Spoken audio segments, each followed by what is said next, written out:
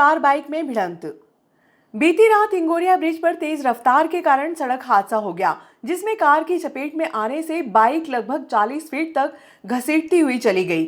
मामले में सबसे अचंभित करने वाली बात तो ये है कि पुलिस को जिस अस्पताल में एमएलसी कराने के लिए घंटों का इंतजार करना पड़ता है, उस अस्पताल में मात्र 10 मिनट में बाइक सवार युवक की एमएलसी हो गई और पुलिस ने शराब पीकर बाइक चलाने का हवाला देते हुए प्रकरण दर्ज कर लिया। सड़क हादसे में नीले रंग की बाइक बुरी तरह से क्षतिग्रस्त हो गई, जिस पर विद्यानगर निवासी एक युवक सवार था, जबकि कार क्रमांक MP09 WC7673 का अगला हिस्सा आंशिक रूप से क्षतिग्रस्त हो गया। कार शहर के एक केमिकल व्यवसायी के पुत्र द्वारा चलाने का दावा किया जा रहा है। पुलिस सूत्रों से मिली जानकारी के अनुसार कार आदर्श स्कूल के संचालक की होना बताई जा रही है। फिलहाल पुलिस ने कार और बाइक को जब्त कर पुलिस थाना परिसर में खड़ा किया है। प्रत्यक्षदर्शियों के अनुसार कार और बाइक की इतनी तेज रफ्तार थी कि समीप से गुजरने वाले राहगीर भी घबरा रहे थे। सड़क हादसे की सूचना मिलने पर डायल 100 मौके पर पहुंची, जबकि क्षतिग्रस्त बाइक मंगलवार की सुबह 11 बजे तक इंगोरिया ब्रिज पर पड़ी हुई थी।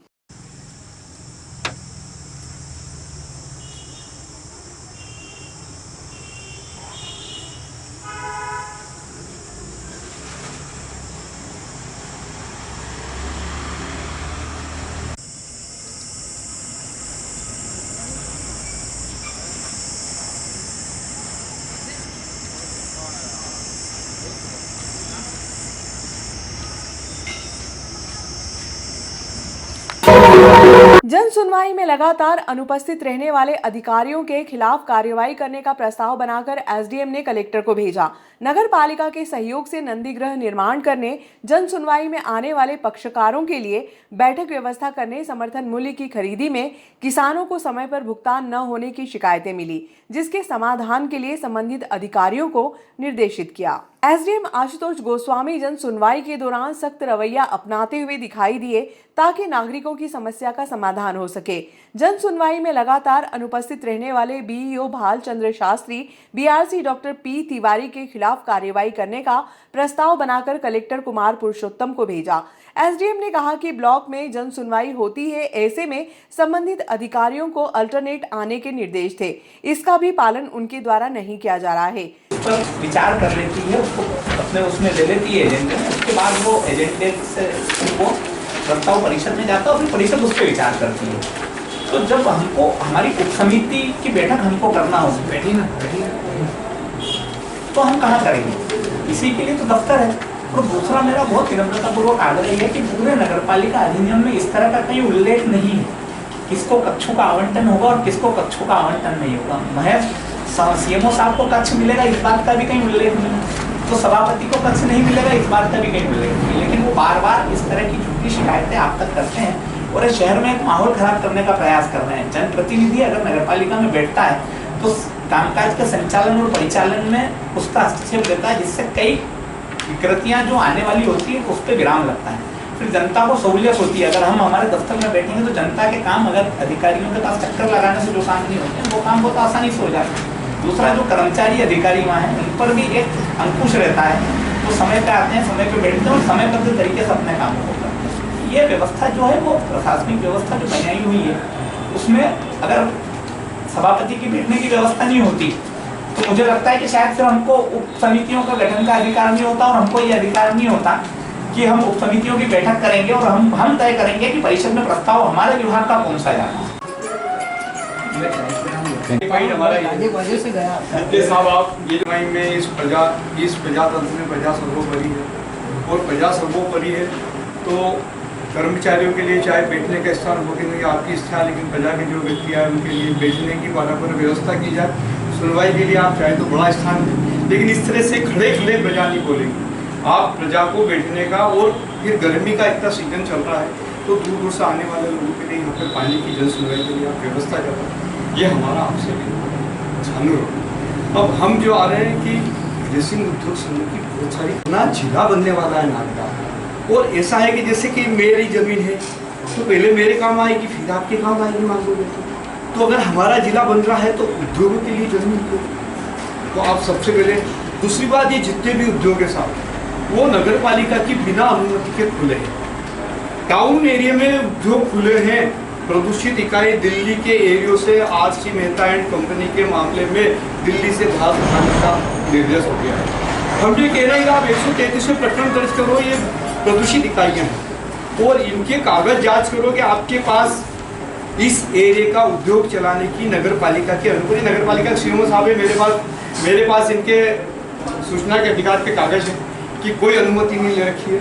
और अगर एक छोटी सी चक्की डालना हो, छोटा सा कुछ भी डालना हो, तो सबसे पहले हमको अनुमति लेना पड़ती है उद्योग की। ये लोग बिरला ग्राम के नाम से फर्जी अनुमति पॉल्यूशन बोर्ड को देते हैं और लेके आ जाते हैं। दूसरी बात ये कि ये उद्योग चलाने के नाम पे जमीनें कब्जा कर रहे हैं साहब। इस एरिया में इनको नए उद्योग लगाने की कोई अनुमति नहीं मिल सकती, लेकिन ये लोग बोल रहे हैं कि नए उद्योग आ रहे हैं, आपके कारण चले गए, हम यहाँ पे कोई विरोध नहीं हुआ, जन सुनवाई सामान्य हो गई, उसके बाद उद्योग चले गए। इसका एकमात्र कारण है कि पॉल्यूशन बोर्ड इसको अनुमति नहीं देता। तो हमारा ये कहना है कि हमारा जो आवेदन है उसको 133 में दर्ज करो साहब। 133 में दर्ज करे बाद इनसे पूछो कि भैया आपका क्या क्या चीज़ है और क्या है, आपके डॉक्यूमेंट क्या है, आपके लाइसेंस क्या है।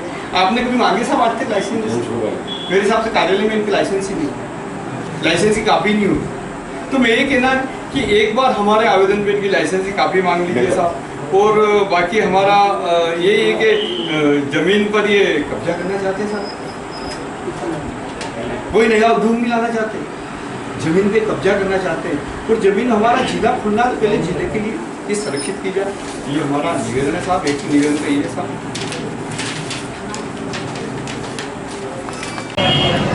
आज एसडीएम पे क्या ज्ञापन दिया है नगर पालिका के मामले बोले, क्या है पूरा मामला? मैंने एक पत्र एसडीएम को दिया है। मैंने उनसे आग्रह किया है कि इस देश में त्रिस्तरीय सरकार की व्यवस्था है। पहली सरकार हमारी सेंट्रल गवर्नमेंट है, दूसरी प्रदेश और तीसरी स्थानीय सरकार है। और नगर पालिका अपने स्थानीय सरकार है और उसके हम चुने हुए जनप्रतिनिधि हैं। एक कांग्रेस के नेता आए दिन इस तरह का प्रोपेगेंडा शहर में खड़ा करते हैं कि नगर पालिका के जो सभापति उनको परिषद में नगर पालिका में बैठने का अधिकार नहीं है। मैंने एसडीएम साहब को बताया कि नगर पालिका अधिनियम 1961 कामकाज के संचालन और परिचालन की जो व्यवस्था उसमें ये बहुत स्पष्ट है कि परिषद में कोई भी प्रस्ताव तब आएगा जब उस विभाग का सभापति अपनी उप समिति की बैठक करके प्रोसीडिंग करके उसको तय करेगा, फाइल आगे बढ़ाएगा, तब वो प्रस्ताव परिषद में आएगा। तो जब इतने अधिकार हमको हैं तो वो काम हम दफ्तर में बैठ के ही करेंगे, घर में बैठ के तो बैठक करेंगे नहीं। और नगर पालिका अधिनियम में इस बात का कहीं उल्लेख नहीं है कि किसी सभापति को कक्ष नहीं दिया जाए, इस तरह का कोई उल्लेख नहीं है। और दफ्तर का काम है, अगर हम दफ्तर में करेंगे तो वहाँ बैठ के ही करेंगे। और अगर सरकार ने हमको अधिनियम के तहत इतने अधिकार दिए हैं तो ये भी तय है कि हम वहाँ ये सारे काम वहाँ बैठ के ही करने वाले हैं। और गोपनीयता की कुछ लोग बात कर रहे हैं कि गोपनीयता भंग, अगर गोपनीयता भंग करने की बात होती तो नगर पालिका अधिनियम हमको उतना अधिकार ही नहीं देता कि हम फाइल देख के उस पर काम करें और उसको प्रस्ताव के रूप में फिर परिषद में लेके जाएं। और आम पार्षद को भी, मैं तो सभापति हूँ परिषद का, आम जो हमारे 36 पार्षद हैं उन हर पार्षद को फाइल देखने का और उसका अध्ययन करने का अधिकार है। तो इसमें गोपनीयता भंग होने वाला कोई सवाल ही नहीं है। लेकिन चूंकि इलेक्शन का साल है तो कांग्रेस के कुछ लोग जानबूझकर एक प्रोपेगेंडा तैयार कर रहे हैं और हमारी छवि को धूमिल करने का प्रयास कर रहे हैं। मैंने एसडीएम से आग्रह किया कि ऐसे लोगों के खिलाफ सख्त कार्रवाई करें। प्रत्येक मंगलवार को जनसुनवाई का आयोजन किया जाता है और आज भी नागदा विभाग की जो है जनसुनवाई का आयोजन किया गया, जिसमें कि सीएमओ साहब, नायब तहसीलदार, खाद्य अधिकारी, महिला परियोजना अधिकारी, अन्य सभी विभागों के अधिकारी यहाँ पर उपस्थित रहे। विभिन्न जो आवेदन प्राप्त हुए उनका समय सीमा निराकरण का प्रयास किया गया है। बीपीएल पर्ची के संबंध में 2 आवेदन प्राप्त हुए थे, उनको विधिवत लोकसेवा केंद्र के माध्यम से आवेदन करने के लिए समझाइश दी गई है। इसके अतिरिक्त नगर पालिका से संबंधित एक प्रस्ताव आया है, मोहता जी के द्वारा उपस्थित होकर बताया गया कि वो नंदीग्रह के रूप में कांजी हाउस को अडॉप्ट करना चाहते हैं। इस संबंध में सीएम साहब को एक कार्य योजना तैयार करने के लिए परिषद के माध्यम से शुल्क कराने हेतु निर्देशित किया गया है। इसके अतिरिक्त भी अन्य जो पेमेंट संबंधित उपार्जन के जो विषय आए थे उस संबंधी ईपीओ जनरेट नहीं होना बताया गया खाद्य अधिकारी के द्वारा, और भी अन्य जो आवेदन प्राप्त हुए उनका समय सीमा निराकरण का प्रयास किया गया है। जन सुनवाई के दौरान सर बी और बीआरसी के लगातार अनुपस्थित रहने का कारण बताओ नोटिस जारी किया है, क्या मामला है? जी हाँ, विकासखंड क्योंकि नागदा खाचरोद पड़ता है तो ज़्यादातर जो विकासखंड स्तरीय जो अधिकारी हैं वो जनसुनवाई खाचरोद में उपस्थित होते हैं। हालांकि पूर्व मेरे द्वारा पत्र द्वारा महीने में कम से कम 1 या 2 बार यहाँ पर भी खाचरोद के अलावा नागदा में उपस्थित रहने तो निर्देशित किया गया था, लेकिन आज भी बीओ बीआरसी अनुपस्थित पाए गए हैं। इस संबंध में उनको पत्र जारी करके इसकी सूचना माननीय कलेक्टर महोदय और जिला शिक्षा अधिकारी को भी दी जाएगी।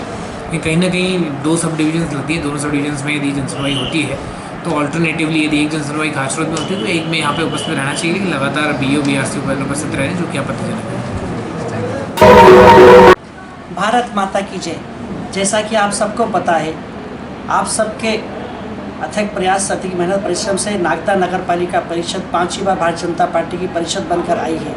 नागदा नगर पालिका परिषद जो प्रमुख आप सब लोगों के सहयोग से बनी है, परिषद का केवल एक ही साधन है, एक ही माध्यम है और एक ही लक्ष्य है, केवल आप सबको सुविधा देना। उसी तारतम्य में मैं नागदा नगर पालिका अध्यक्ष का प्रतिनिधि और सांसद प्रतिनिधि होने के नाते मैं आप सबसे करबद्ध निवेदन करता हूँ कि कृपया आप नागदा नगर पालिका परिषद का सहयोग करें, चूँकि नगर पालिका परिषद के हमारे सारे ही कर्मचारी साफ सफाई का विशेष ध्यान रख रहे हैं। हमारी पार्षद सभापति महोदय बबीता रघुवंशी के नेतृत्व में सफाई पखवाड़ा चलाया जा रहा है। मेरा आप सब नगरवासियों से निवेदन है, कृपया आप सब इस हमारे सफाई कार्य में आप सहयोग करें। कृपया सूखा कचरा, गीला कचरा अलग अलग डस्टबिन में कचरा गाड़ी में ही डालें, कचरा केवल कचरा गाड़ी में ही डालें। साथ ही मैं निवेदन एक और करना चाहूँगा हमारे नागदा नगर के समस्त होटल व्यवसायों से, धर्मशाला व्यवसाय से या अन्य कोई इस प्रकार के जहाँ मांगलिक आयोजन होते हैं, ऐसे समस्त मैं व्यापारियों से निवेदन करना चाहूँगा कि यदि आपके यहाँ कोई मांगलिक कार्यक्रम होता है तो कृपया आप नागदा नगर पालिका को सूचना करें। हम यहाँ से गाड़ी भेजेंगे, आपके जगह जो भी जूटल पत्तल वगैरह निकलते हैं, आप नगर पालिका गाड़ी में आपको सूचित करें, हम गाड़ी भेजेंगे। आप अपना जो भी व्यवस्थित कचरा निकलता है वो केवल और केवल उस कचरा गाड़ी में ही डालें, आप अन्यत्र फेंक देते हैं। इससे आम राहगीरों के साथ साथ नगर की स्वच्छता पे भी एक धब्बा सा नज़र आता है। तो मेरा आप सब शहरवासियों के साथ साथ होटल व्यवसाय और धर्मशाला व्यवसाय निवेदन है, कृपया आप साफ सफाई स्वच्छता में नागदा नगर पालिका का हमारा सहयोग करें।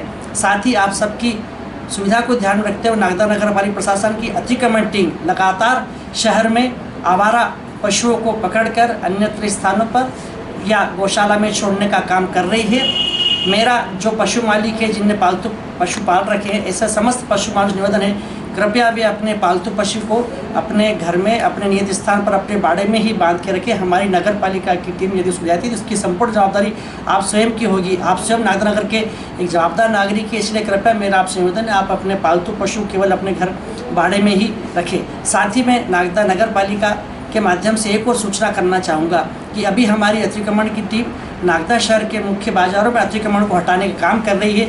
मेरा समस्त व्यापारी व्यवसाय निवेदन है, कृपया आप अपना व्यवसाय नगर पालिका की सीमा क्षेत्र के अंदर लाइन बनी हुई में ही उस सीमा क्षेत्र के अंदर ही आप अपना व्यापार व्यवसाय त्यागड़ गुमटी लगाए, अन्यथा हमारी नगर पालिका की टीम लगातार बार बार समझाइश देने की बात नहीं होती तो कानूनी कार्रवाई या अन्य कोई ऐसे दंडात्मक कार्रवाई करने के लिए बाध्य रहेगी। इसलिए मेरा आप सबसे निवेदन है, कृपया नागदा नगर पालिका प्रशासन द्वारा चलाई गई इस मुहिम में आप सब लोग हमारा सहयोग करें। बहुत बहुत धन्यवाद। जय हिंद, जय भारत, जय मध्य प्रदेश।